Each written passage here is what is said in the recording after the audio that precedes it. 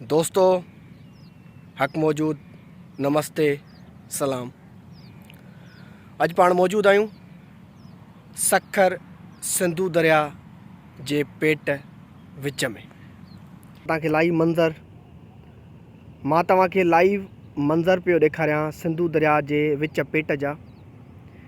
ही सिंधु दरिया जो विच पेट आहे, उन जा मां तव्हांखे लाइव मंज़र पियो ॾेखारियां त हीअ लाइव मंज़र केतिरो पाणी मौजूदु आहे, केतिरो पाणी खुटी चुको आहे।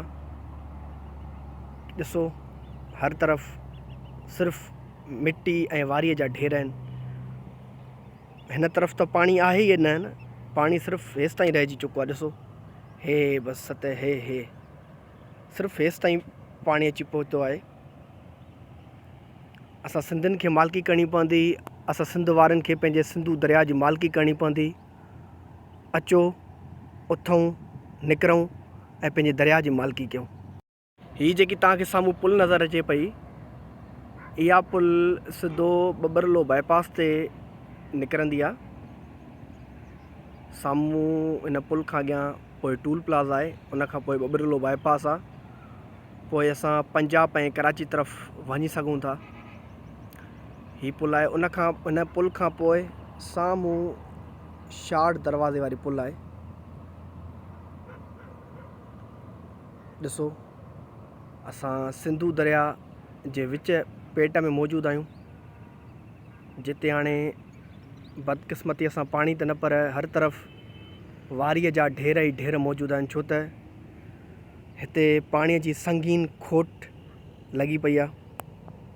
हाणे हर तरफ़ सिर्फ़ु वारीअ जा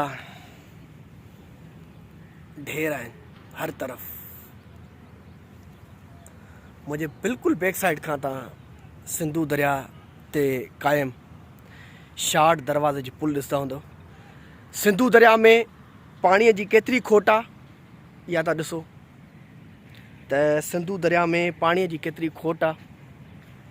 हर तरफ़ सिर्फ़ु वारीअ जा ढेर ई ढेर मौजूदु आहिनि। मां बिल्कुलु तव्हांखे ॾेखारंदो हलां।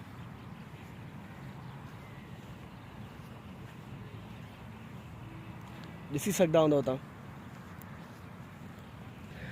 हर तरफ़ सिर्फ़ु वारीअ जा ढेर ई ढेर आहिनि जिते पाणी मौजूदु हूंदो हुयो।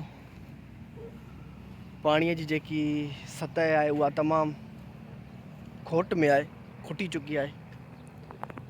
मुंहिंजे बिल्कुलु तव्हां पोयां ही शार्ट दरवाज़ो आहे, ही शार्ट दरवाज़ो तव्हां ॾिसी सघंदा हूंदव त सिंधु दरिया जे बिल्कुलु विच, सिंधु दरिया जे बिल्कुलु मां पेट में मौजूदु आहियां, विच सिंधु दरिया में मौजूदु आहियां, जिते बदकिस्मतीअ सां पाणी त न पर हर तरफ़ वारीअ जा ढेर मौजूदु आहिनि। जे सिंधु दरिया में पहिरियां असां पाणी ॾिसंदा हुआसीं, अॼु उते वारीअ जा ढेर पिया ॾिसूं। अॼु उते हर तरफ़ वारी ऐं वारी पिया ॾिसूं।